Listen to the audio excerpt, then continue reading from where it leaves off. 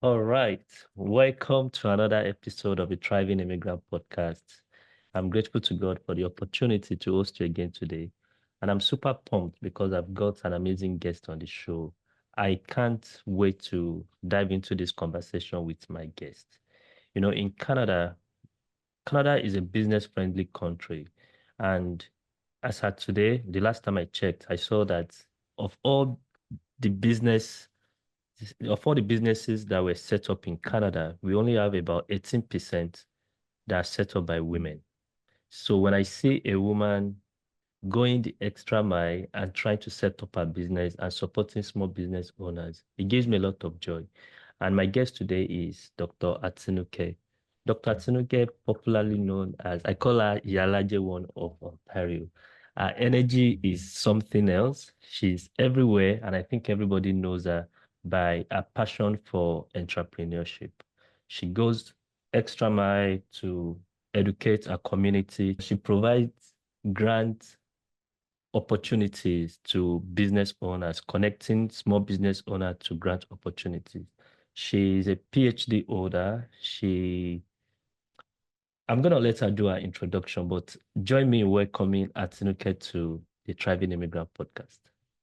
Thank you so much, Paul, for having me. When you say I should introduce myself, I think that's one of the most difficult things for anyone to do. And because, there's a lot of parts that make up Atinuke. So sometimes I'm wondering, which one do you really want to know? But again, I'm Atinuke. And as I said, I'm Dr. Atinuke. I have a PhD from the University of Guelph, which was the main reason that, I came to Canada. And I'm sure we'll get to that much later.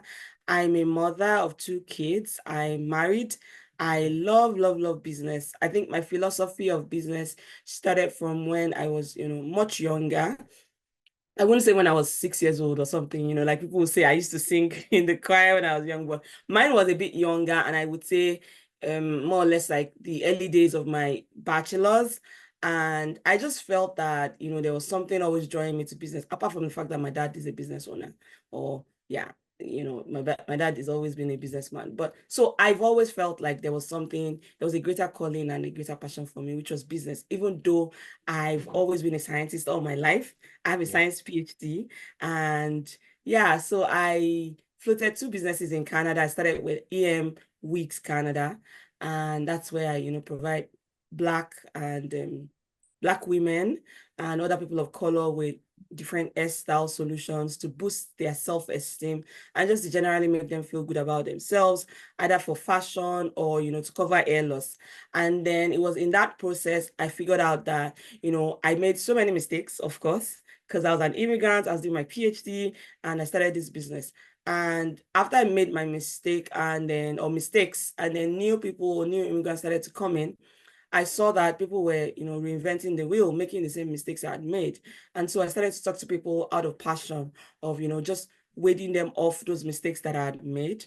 And that's how this other business started, Empreneur Solutions. So thank you so much for having me. And fun fact, I actually named Empreneur Solutions in Paul's house. I remember the Interesting. naming process. Like I wasn't Yeah. sure what to call it. I wanted it to have something to do with my brand, which is Ensemble Maison or ensemble maison. It's a French word. And I wanted something to do with that. And, Paul just had to do the naming for me. So shout out to Paul. Thank you so much. Thank you, Dr. Atinuke. I'm so excited about what you are doing, and Thank you. I'm impressed because you being a scientist, sometimes I'm just like, how does she do it? Like you do so well on the academic part. I know you've studied in different countries and you're a PhD holder. One would expect that, okay, this lady should be going into maybe lecturing and all that. But when we see you on Instagram, the energy is even different. And you're always there trying to sell, trying to inspire business owners to have access to grants and all that. So thank you for everything you are doing. I'm just going to ask you to can you walk us through your immigration journey? Because I know that you've lived in different continents. And how did you find yourself in Canada? Yeah, thank you. So yeah, like you said, I've lived in parts of Europe. So I did my master's degree in Finland and Denmark, and I did like an internship in Germany. And of course, I traveled around. So like you said, anything I do it really well. And honestly, I also don't understand how I'm able to switch from academia and especially science to business. But when I was in my undergrad, I was, one of those really, I'll say studious students. I don't want to say brilliant students because it was more of the work and of course with the blessings of God. And I graduated with a first class degree and I just felt what was next. I knew I wanted to like, study further. I wanted to do a master's degree. And my father said something then. He said, you really can be better than the system that produced you. So you should look out, look outside of the country.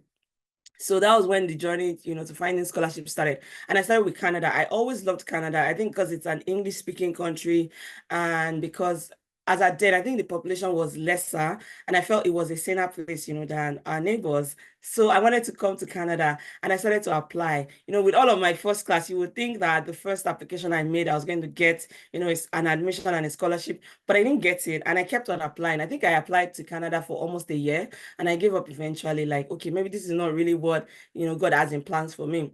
So a friend told me about another scholarship, which was, given by European Union. And I applied for that. And as soon as I applied, I got in. And I'm like, okay, that's kind of results I'm expecting. So I had to first go to Europe. I spent 2 years, did my master's in food science and animal derived foods. And I still continued to do business even when I was in Europe. I had a business back in Nigeria that I was still supporting and floating. I changed, my structure and the consumers that I was, dealing with from retailers to wholesalers, and I just continued. So, I mean, after a while, I knew I wanted to do something more. I wanted to further, because I always wanted to be a professor. That's the truth. I wanted to lecture. I love to impart knowledge. I love to mentor. I love to teach people what I know, because I know that, there's a lot of things that I can know and that I know, So I always like that process of, rebirthing someone else by impacting knowledge. So I felt, the best thing is to just become a professor and do that in the four walls of a school. So I wanted to do a PhD because I mean that's a prerequisite for being a professor. So I went back I'm like, I'm going to check Canada again because Canada has always been my dream. I've seen Europe. This place is not for me. I actually had offers in Europe, but I felt I didn't like the language barrier. I thought it was time to also, start a family. And I just felt I had not reached my bus stop. So I started to apply to Canada again. This time around, I was more strategic about it. I would take notes of all the schools and all the professors I had reached out to. And I sent nothing less than 100 applications. Oh, wow. Yeah, I got this time around, I think I got only 3 responses. And the first one said, oh, I'm sorry. I don't have money to fund you. The second one said, can you wait for one more year? I wanted to start in 2017. This was in 2015 when I started to look for the opportunity because I think one thing I quickly learned about Canada is it's a slow process. Like you shouldn't want to move to Canada next week or next month and be trying to apply Apply this month. Like today. it won't just happen. You'll be disappointed most times. So I started much earlier. And so the second one was like, oh, can you wait for one more year, which was going to be 2018. I really wanted to start in 2017 because I felt, that was just the perfect time. And the third one, who was now eventually my supervisor or my advisor, was like, sure, I like you. Let's have an interview. And that was how it all started. And of course, it wasn't all roses and all of that because even though we had struck off the conversation, she had liked me. She went silent on me for like 1 month. And I was like, oh my God, did I lose her? All of that. So eventually it came through. She gave me the scholarship. I got the admission and I applied for the visa and I found my way to Canada. Oh, So that's wow. how I came to Canada as an international student. Nice. Thank you. That's so interesting. So I love your story, and I'm thinking, is it that you are built naturally resilient, or do you think all the experiences you've had, because you're saying that you sent over 100 applications, and there's a reason why I'm asking this question because I can imagine the stress of applying for grants, and in your case, you've won a lot of grants. Now you are teaching people how to access grants. So do you think that process of between the time you graduated from university in Nigeria, looking for scholarships, being rejected, keep applying, and the time you finally found yourself in Canada after sending over 100 applications, do you think those moments built something different in you, or Would you say you are naturally like this, like never taking no for an answer? No, I honestly, I can't really tell. I think for me, there's always a driver. If there's something driving me, then I'm, really looking at the end goal. I mean, doesn't mean that I'm 100% always motivated, and that's the truth. There's sometimes that you're really just tired and you just want to like throw in the towel. But I think for me, it's always, what's the end goal? Where are we trying to get to? And if the end goal seems, insurmountable or it looks really juicy or something, then I'm giving it my all.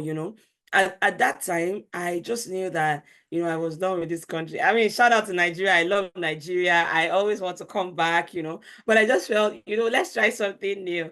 And I think it's also, just knowing that life, like there's more to life than what I've been boxed to know. And I wanted to just see outside, Nigeria. I wanted to see outside the four walls of my country, of my father's house, and all of that. So to say that I'm naturally resilient, I'm not sure, but I think that the situation always forces forces me to become resilient, because what's the essence giving up? Like if I'd given up, then maybe if I didn't send this particular application, I wouldn't have known that, I could have come to Canada. And of course, there's many other pathways, but at that time, for me, I knew that education was what was going to save my life, because I didn't even have the funds to get into, to apply for PR or like to Yeah. get into the pool. So I knew, okay, this is one thing that God has given me. I can be very, very, I can go all out for my education. I can be the best when I, really put my mind to it and with the help of God. And so I knew that that was where I was going to fly. And I think one of the things that really helped me to land that opportunity with Canada this time around was that I'd gotten the scholarship with the European Union. So it was really great on my CV. My professor Right. was like, oh my God, for you to have gotten this, with the European Union, you must be really good and all of that. So yeah, I kind of think that eventually success begins to build on success. And Hmm. if you have, really given it all it takes, when you don't really have that success, you don't really have that proof yet, eventually it's the proof you've had before that builds on the next one, or that the one you want to get builds on the one you've had before. So that's why people who get really nice jobs with like multinationals don't have to go through, they don't have to stress through to get another nice job, and you're like, oh, why are you always getting this kind of CEO role? That's why CEOs are always CEOs. Exactly. That's a very great Yeah. point. Yeah. I love what you just said, and you made a lot of reasonable points, as in you talking about how education is a game changer, right? Like your story can just change by Yeah. being educated. Because I know a lot of people that have gotten the opportunity to live a better life just because that prerequisite of being educated, they got it. So kudos to you too for pushing yourself. And I love that CEOs are always CEOs, because Honestly, once you start well, once you start, like you remain yeah, there. I'm like, you how were do we there. get there? That's the That's it. Yes. that's the Let's thing. just get there first, and Yeah. every other thing will sort itself. Awesome. Beautiful conversation. Right. So if you're a business owner or you're an aspiring business owner, this is a conversation you want to listen to, because now I'm about to start asking Atinuke some great questions about business in Canada. So I'm going to start by asking you mentioned that even while you were an international student in Europe, you were still operating your business maybe virtually or remotely. You still had your business in Nigeria. But I know that even when you moved to Canada, you set up your business in Canada even as an international student. And I'm curious because do you think international students can operate business in Canada? Yes, I mean, so like you had said, Canada is quite business friendly, but I always like to say also that it could be a little bit harsh, especially if you are trying to understand the landscape. And as an international student, yes, of course, you can start a business. And this is one conversation that I have, every time, especially with international students, and being one that started a business as an international student myself. And it was during that time that I made all the mistakes, because again, I started my business in Canada as a child's play. It was supposed to be just something to distract my attention from my PhD. After all the basketballs in the lab, after adding all the chemicals and it's not chemicaling, I just want to come home and do something nice. And I didn't want to just, spend my time on social media without getting any meaningful rewards from it. I'm someone that likes to get reward from almost everything I do, because it might Mm. not be always financial gain. It might be, emotional satisfaction, anything. So I wanted to do something that would also still bring me, apart from satisfying me emotionally, taking my mind away from my PhD, that could also, pay the bills. So I started my business because I liked doing business, and I'd seen that gap. There was no black store or any store in Canada or in Guelph then selling, you know, wigs for black women, and there were more and more black women moving into my city, and I was one of them. And one thing I did say is, when I was in Europe, I mean, maybe I was a bit careless with my hair or something, but I went to Europe with a very long nappy black hair, very, very desirable, thick, and all of that. But then I left Europe with nothing. Oh, And it comes with my hair. So I don't know what happened. I think it was the weather, it was the water, it was all of those things. And so when I came to Canada, my my self-esteem when it comes to my hair was already, something I'd already touched it. So when I came to Guelph, I wanted to be able to walk into a store and grab a wig that I just loved. I wanted it to be one of those things I could just buy without planning. And on my birthday, I want to be able to go to the mall and say, okay, I want to just get myself a wig. But it wasn't possible. I was just saying color 613, blonde, and things that would just not fit my skin tone. And that was when the business idea came, like, okay, can you just do this? And there's probably other people that are looking for this thing. And so I just, started the business as child's play, and didn't know anything about business registration. I was just doing my stuff. And then it was, I think, almost 2 years down the line that I found out, you know what, I could actually register this business and, go legit, go get serious. And that was when I registered my business as an international student. And so I started to learn things. And now, if like anytime I get the chance to, I'm always just, trying to preach that good news to international students of what they could be doing. And there's so many benefits of actually having a registered business. Some of mm. those benefits could be hidden, but I like to tell people that it was that business that I registered as an international student that actually eventually helped me in buying my first home in Canada. I needed, a particular kind of income, and my business was providing it. So if I had not registered that business then, at the time that I used it, the business wouldn't have been ripe, because to use a business to apply for a mortgage, you needed to be at least 2 years old, and so many other things. You needed to have a certain income, consistency. And so if I had not registered at the time I did, at the time I wanted to buy a house, it wouldn't have been, it wouldn't have been just possible. So I'm like, if you have a business idea, you're doing it under the table, now is the time for you to get out from under the table.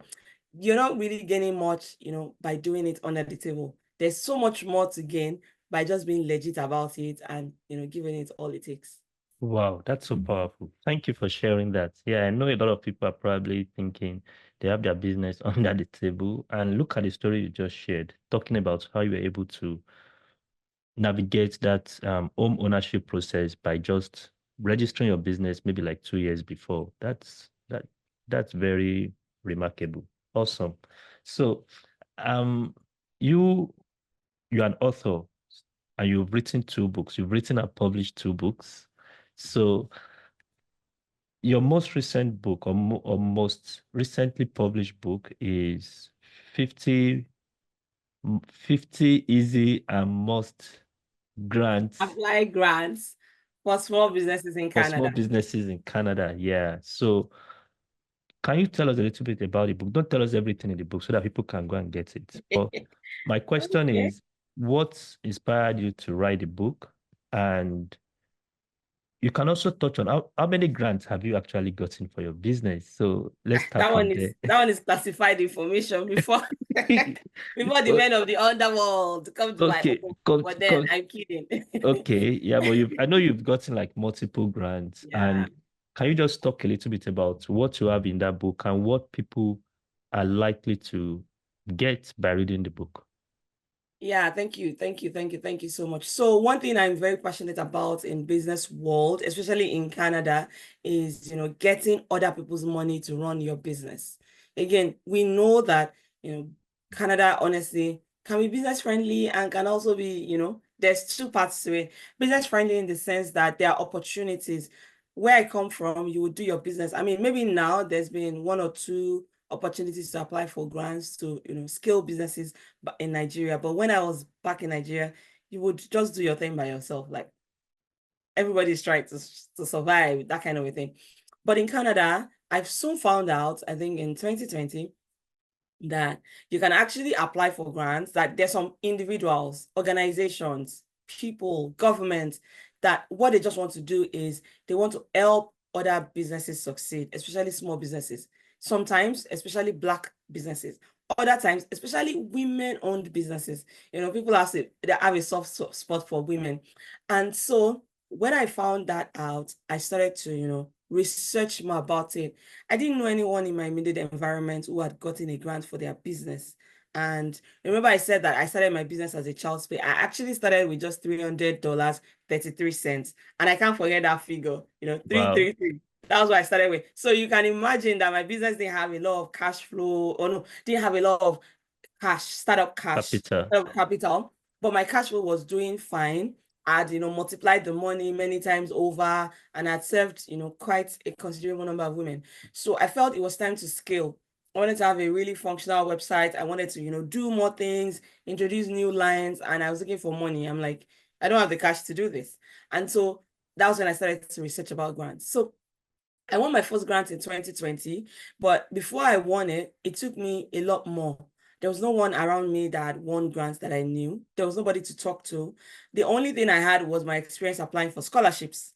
So I just put some of the experience applying for scholarships into applying for grants. The only thing it was that, it was not for just my benefit, although, scholarships are not just for my benefits. You also do research that is for social good, but this was also like a profit-oriented thing. So, I needed to find the balance. So it was difficult figuring out how to apply.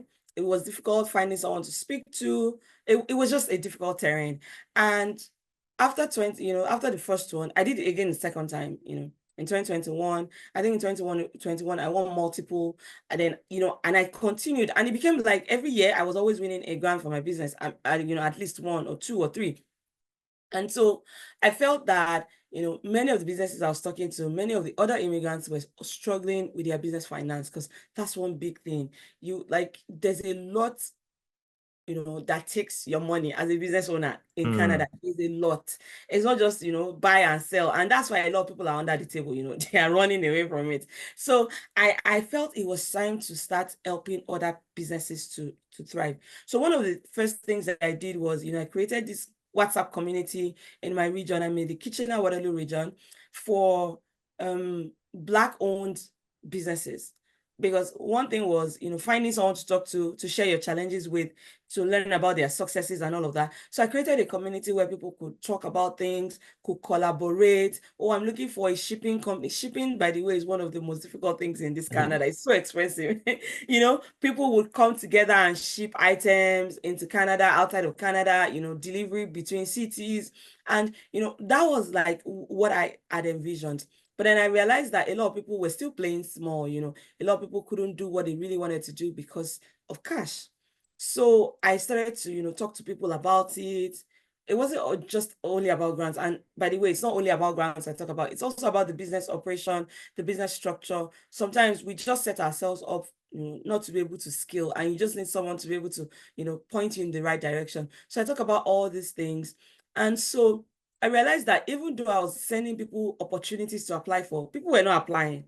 I would, find new opportunities. And by the way, I'm an hunter. I'm always hunting new opportunities, especially when it comes to grants. And I will share with friends, with business colleagues, and with, people on my WhatsApp group and all of that.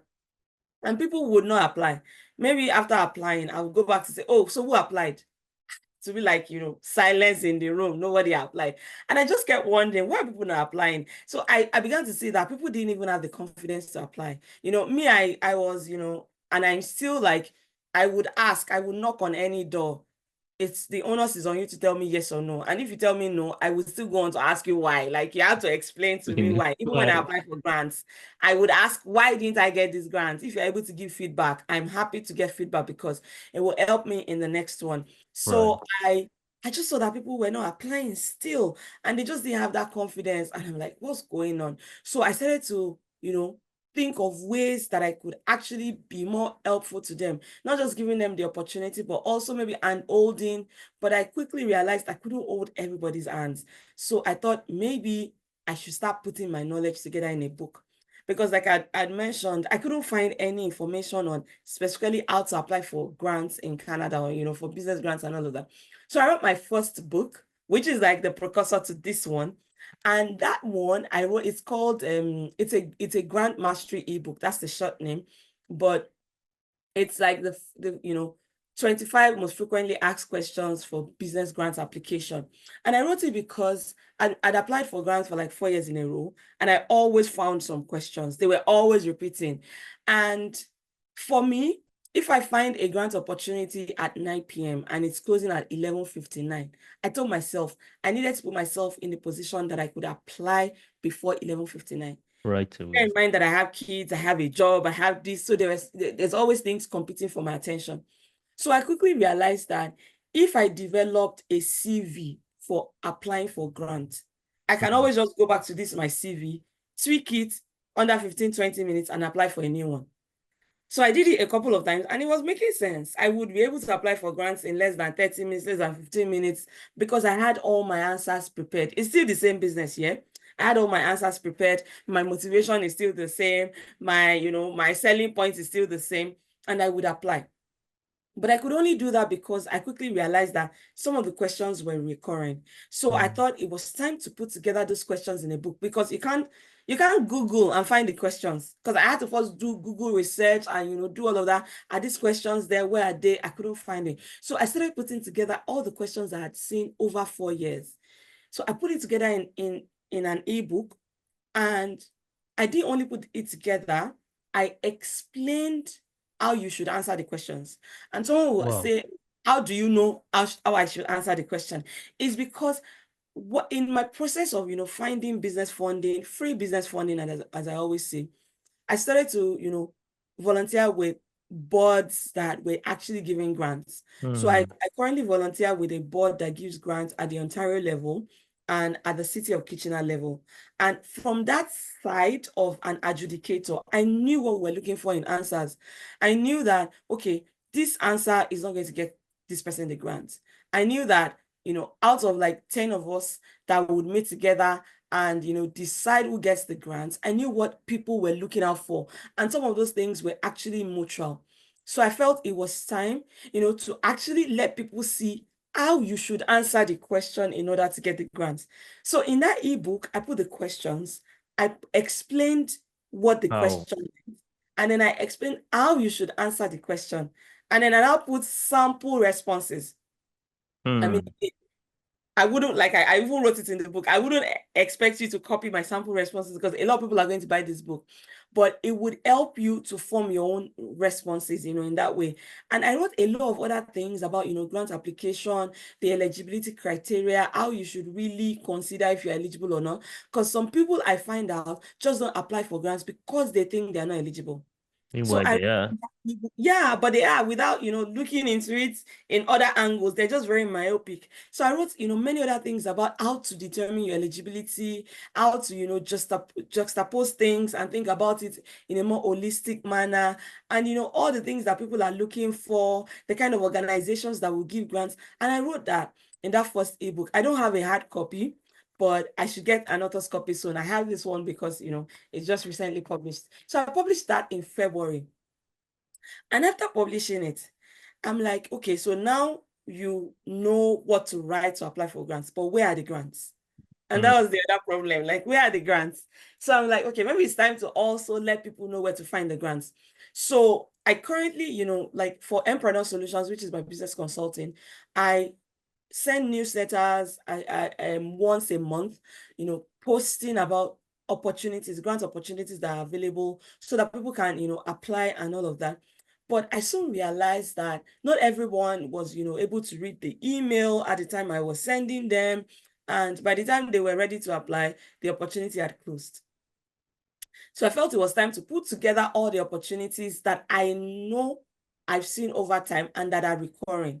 You Hmm. know, if I apply for the, like for me, if I apply for an opportunity this year and I don't get it, I will apply again Again next year next year. because until I get it, especially if it's available. Sometimes opportunities are recurring if the funders, have a large bucket of funds and they're able to bring the funds together every year. Some opportunities are one time, some Hmm. opportunities are just two times, and then the people giving the opportunity no longer have the grants. So I put together these opportunities, across different provinces. Some opportunities are federal, some opportunities are provincial based, and I put them together and then I wrote them in this book.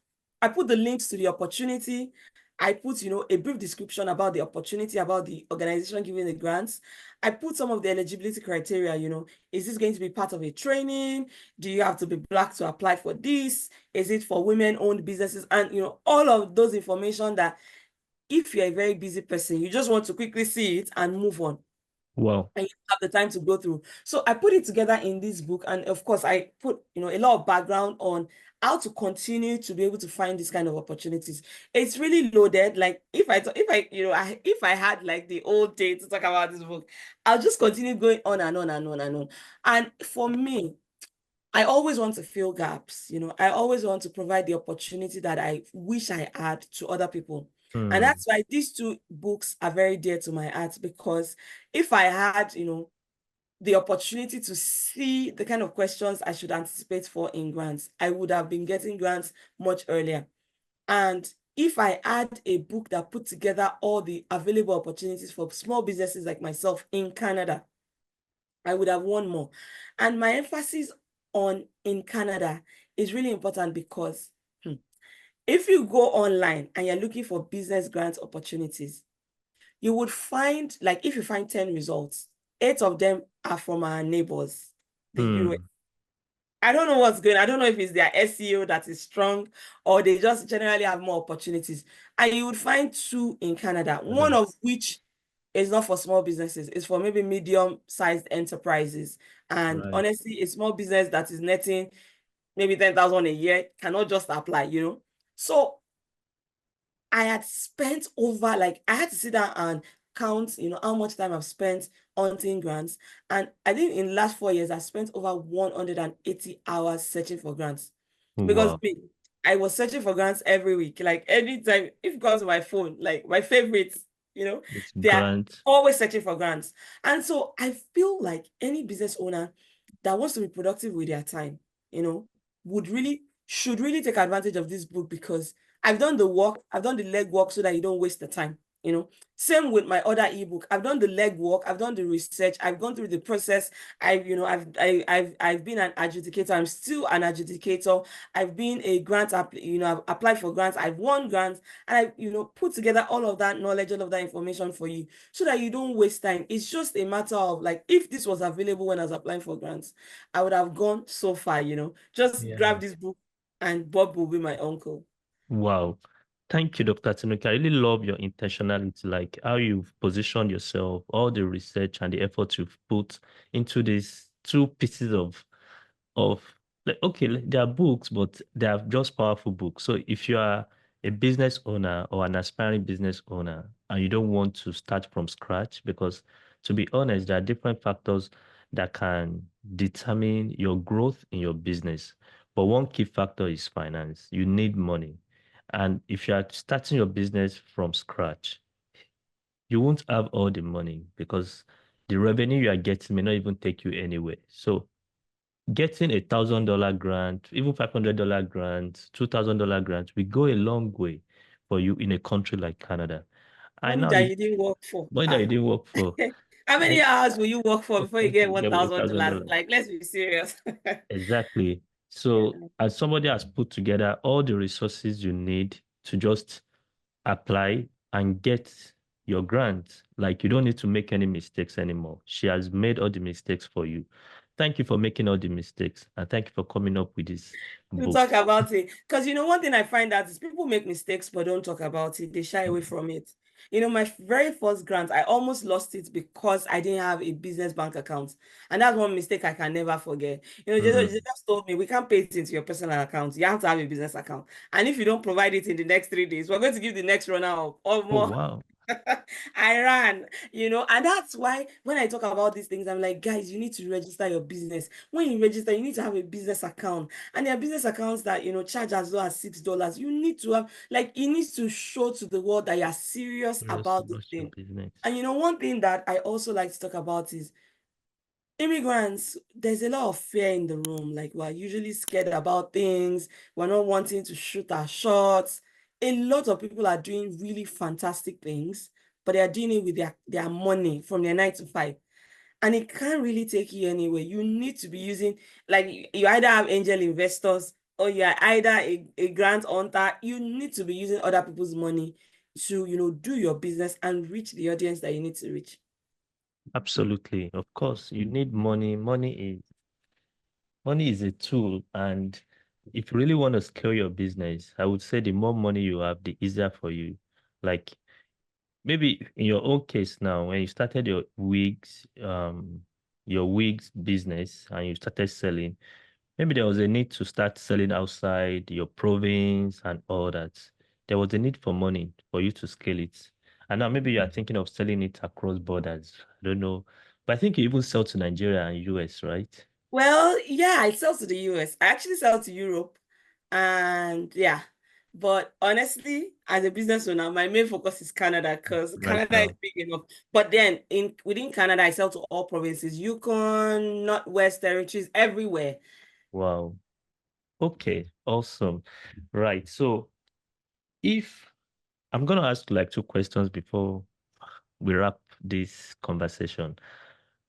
For you now, you've been doing business for like maybe 5, 10, 15 years, and you must have seen some, maybe some challenges that are unique to Black women or to women.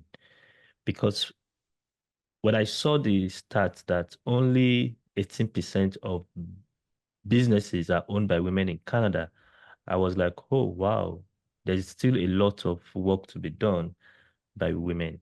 And I understand the unique challenges of women. Like you guys need to take care of the home, you still need to run your 9 to 5. It's actually not easy. But can you touch on maybe one or two unique challenges that you faced as a businesswoman in Canada? Yeah, I think the unique challenges I've faced as a business owner in Canada are still ingrained in the fact that I'm a woman. There Mm. was a time, like, when I was having my second child, I think my business suffered. I just couldn't do it, because I wasn't in the right frame of mind. And I think for like 9 months, it wasn't up to 9 months, but maybe like 6 months, my business was just asleep because I just couldn't do it. And that's one major challenge that a lot of women face, honestly. Another thing is, especially if you're in like a men-dominated industry. Like, Mm. I have a couple of business friends, one business friend in particular who is into money exchange. And that's like a male dominated thing. Like, I can imagine that sometimes people don't even take us seriously. Like, why should I Are exchange? you So serious?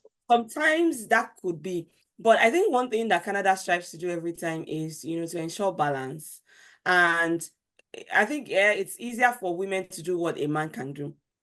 And that's another reason there's sometimes more grants for women than men Mm. because, they're trying to encourage women to really do this business, so that 18% you have seen, they're really trying hard to, increase it. And Yeah. that's why there are a lot of women, focused grant opportunities.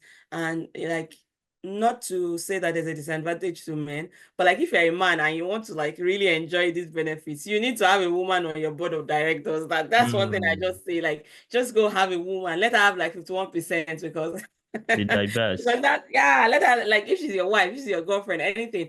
Because I don't want to say that men are disadvantaged, but honestly, it looks as that You can sometimes. say it. You can say it. We know Even we the are. awards that I see around, there's always, women this, awards for women, awards for this, award for Black women. I hardly see award for Black men, except for the one you won. And when I saw it, I'm like, there's awards for Black men. Oh my God.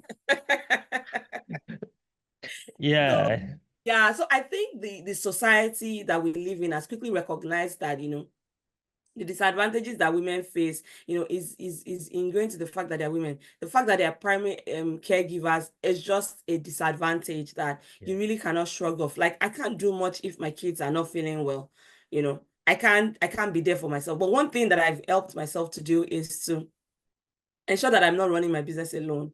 When I started, I was everything. I was the photographer, I was the model, I was the logistics person, I was the social media manager, I was my web developer, I was everything. But as business grows, you begin to, and especially as the finance grows, the cash flow, the revenue, you begin to realize that, if I can pay XYZ to do this part of it for me, and I free up time for myself, it's a good one. So I, started to pay people, not to say that, finding the right fit or the right people for your team is easy. I went through that. I kissed so many frogs, but we've eventually gotten to the point where I probably have messages right now on my phone waiting for my attention, for them to be able to know, okay, so what should we do on social media today? What should we do that, So at least we're beginning to get there. And so that's one way that I've been able to find a little balance, is by having other people on my team doing parts of this work, so that even if I'm having crisis, personal crisis or whatever, the business Business can can still go go on, on. in as much as possible. Yeah.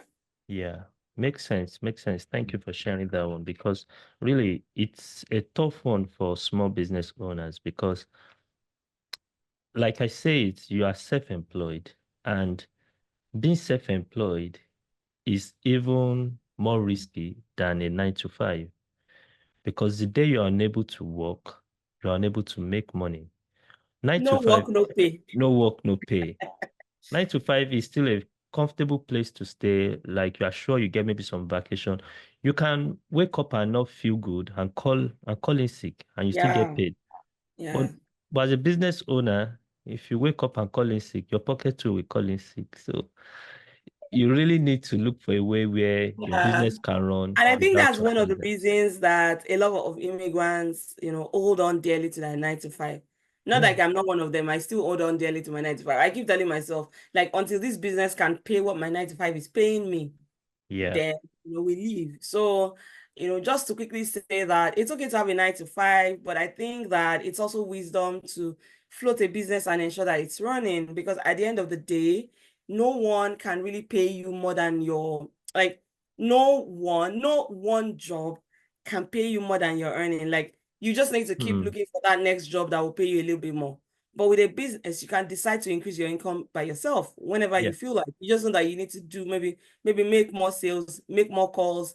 You know exactly what to do to increase that income. So I always, like, anytime I get the chance to advocate for business, I'm like, just wisdom that. is having more than one source of income. Wisdom is making sure that you're giving yourself that opportunity to make decisions for yourself.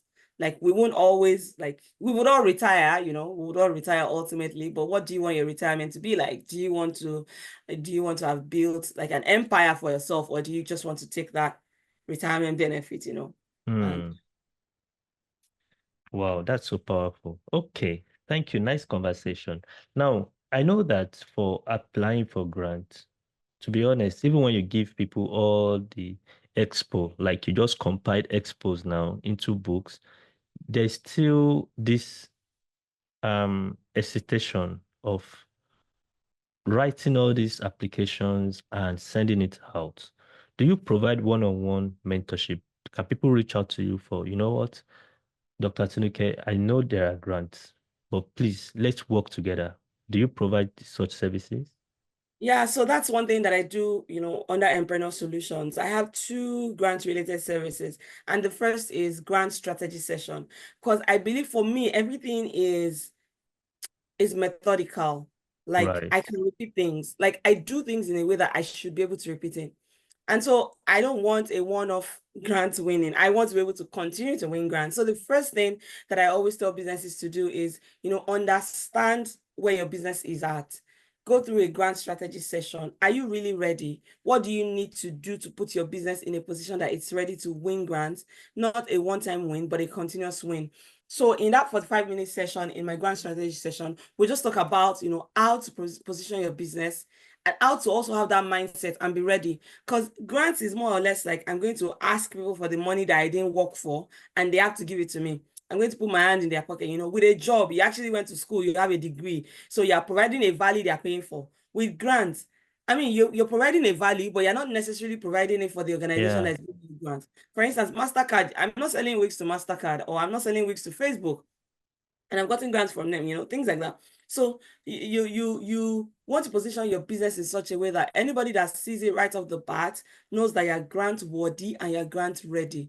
So one of the things we do is, we go through your business process, go through what you're doing, your high level why and all of that to see, are you really grant ready? What's your readiness level? So a lot of people are usually on the 1%. It's like you're not even ready at all. And so at the end of that session, we take you up to a point where you feel ready to apply for grants. We give you action points on what you do. Of course, I can't do it for everybody, but I'm able to point it out to say, this is what you need to do in order to be able to get there and get repeatable results. And the other one is a grant review session where I review your application. Now, either you have a grant that you want to apply for, or you just want to prepare. Like I told you, prepare a CV, your grant Right. application package, that's your CV. So a lot of people, don't think in that way. And that's what I wrote about in my first book. So if you want to prepare your grant application package and you've already answered all the questions, you've written your CV, you want to check, that it's making sense, and you need a second pair of eye, you can always give it to your friend, that's left to you. And you can also come to me, the consultant or the expert, and say, can you please read this? And so what I do after that session of reading through it is I give you the strengths, the weaknesses, the opportunities, and the threats that the application presents as it is. I tell you what to improve on. Like, it's left to you to do it. But I tell you, I think that, there's opportunity to write more here. I think that there's opportunity to strengthen this. And this is why. Like, this is not making total sense to me if I'm this kind of person or this kind of person. So I put myself in that back seat and say, okay, what if I want to give you a grant? What am I going to consider? Like, this is not good enough, or this is really good, but then you need to do this. So I do that and just help people review. The last one that I should ideally be doing is actually writing grants for people. But I think it's going to be really expensive if I have to write grants for people, because I've seen a lot of grant writers charge, 5,000 and above. And I think that for a small business, that's a lot of money to spend. It's a different case if you're trying to go for a grant of 100K, you Right. would easily spend that. So for that, I don't currently provide it. I work with grant writers who provide it for, clients that absolutely need it. They're like, no, I cannot do this thing. You just have to write it for me. And there are people like that. And that's okay, especially if you're going for a large grant. So just to quickly say that not all grants are small. Like, I've seen grants from 500 to 100K. I've also seen 50,000, So it really depends on which line you are. But like I always tell people, if you haven't won 500, don't be gunning for For 100. fight. You can get it, but like start from the smaller Yeah. part. Like, use that as a training ground, see things for yourself, and then aim higher. Wow. Thank you so much, Dr. Atinuke. This has been a very, very insightful conversation. Thank you for all the gems that you've dropped. Now, I'm going to ask you, where do you see female Black-owned businesses in Canada in the nearest future? Or let's say Black-owned businesses in Canada, where do you see them maybe in the next 5 years and 10 years? Honestly, things are getting better, but not at the scale that I was expecting. For Hmm. instance, in my region, when I moved to Kitchener, I used to live in Guelph. When I moved to Kitchener, I think in my first year, I came with the energy of, oh, I want to go outdoor, I want to do pop-up events, I want to do this, I want to do that. And I didn't find. But I had to like create an opportunity for myself, by collaborating with some storefronts and doing all of those and just putting myself out there. I didn't find. But now there's increasingly a lot of them, although there's still issues there. And I'm hoping that we resolve those issues. But those are still some of the issues that Black businesses have, in the sense that some of the organizers of these kind of events that can put you out there are not really having your best interest at that. But then that's that for another day. But at the scale that we are, like, if people continue to do things the way they're doing it, I'm afraid that, a lot of businesses will die. Hmm. And there's stats out there that I think 1 in 5 small businesses close within the first 3 I think years. 1 or 2 in 3, actually. 2 in 3 closed within the first 5 years because they haven't structured their business in a way that it will grow. A lot of people start businesses without having the growth potential or the growth mindset. Remember how I started? I started because I just wanted to have fun. I thought it was a need. I thought it was nice to do. I didn't even do research. And that's the Mm. thing. A lot of us start business without doing research, without writing a business plan, there's so many, background things that we have to do. Like I recently saw a Black-owned business who was selling skincare products, wasn't registered. She was not selling food on top, like on top of it. She was selling food from inside her house. Oh, So wow. she sold skincare to someone who had a reaction and Mm. then went to report to the authorities.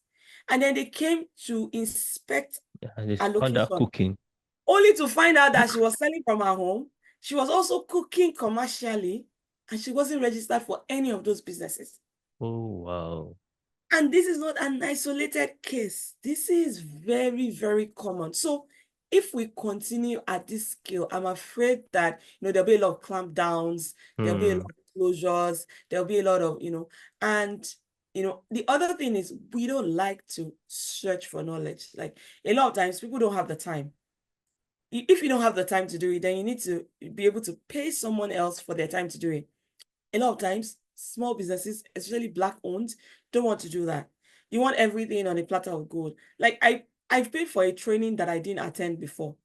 And I paid for that training because I wanted to be committed to that part of my business. Mm. I paid through my nose and I didn't have the time. I mean, I still have the opportunity to go back to it, but I haven't gone back to it. Now imagine I didn't pay.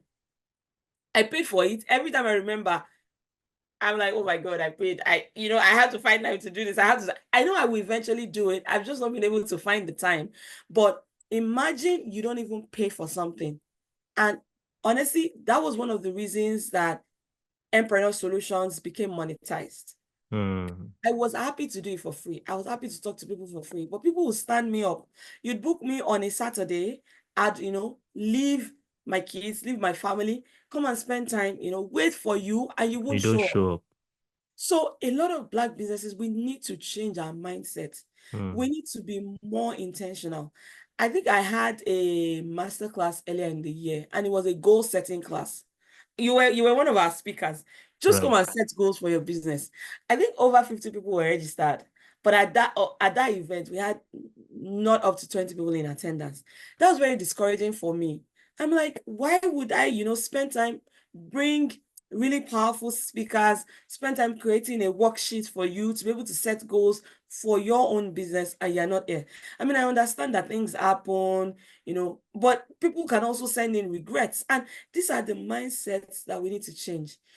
I've written 2 books that will help you as a business owner to get money for your business, but then you're still wondering, I can find it for free. Yes, you can, but maybe it's going to take you another 180 hours like it took me. Do you really have that time? So a lot of times people don't want to pay for things and they Mm. don't have the time to do it. And that's one thing that then keeps them under. Right. There's a lot of opportunities out there, a lot of free resources by the government. Like I always share with people, like a lot of people have businesses, they don't even have a website. And there are free resources to get free websites. I mean, it could be limited, but there's something to start from. And these are things that people have to do. People have to get out of the old ways of doing things. You at this stage, nobody should be saying DM for price, but we're still doing it. You know, at this stage, you shouldn't be requesting clients to pay for a good or a service with your personal email. Mm. People are still doing it. At this stage, if you want people to take your business even more seriously, your business should even have a domain. Your business email should be on a domain. There are little things, that I talk about daily on my Instagram page that you're not doing so much, but those little things can really change the face of your business.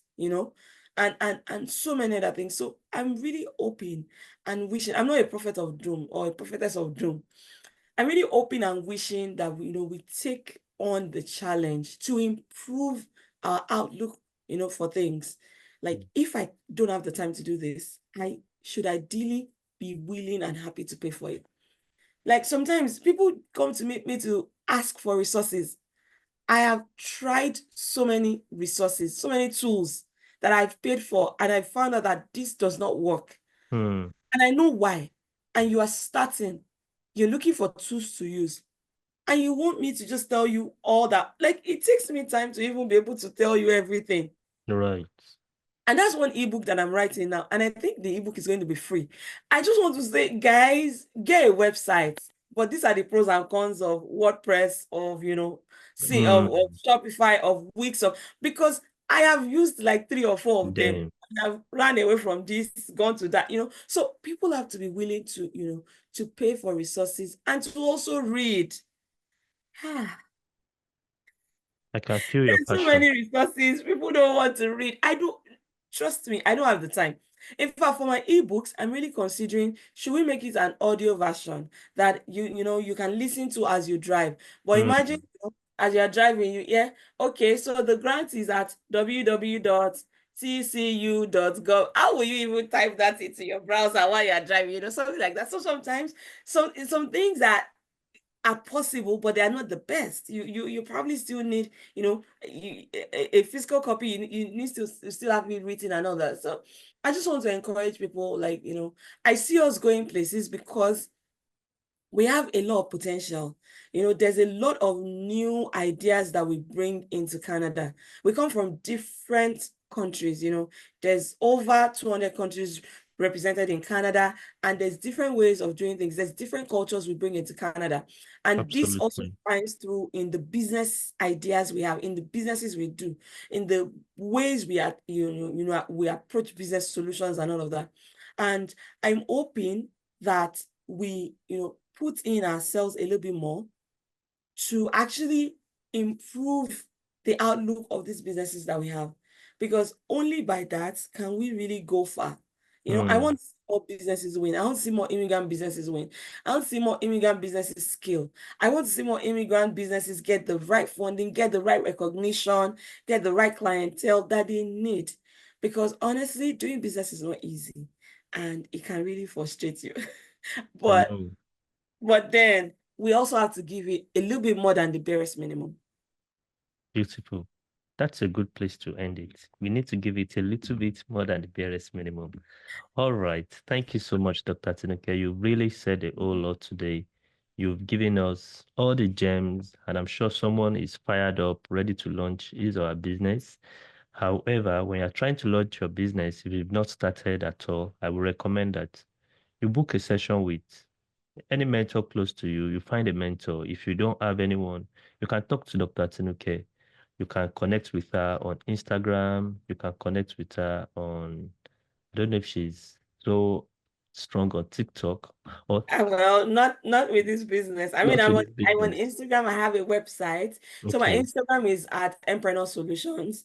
My website is empreneursolutions.com.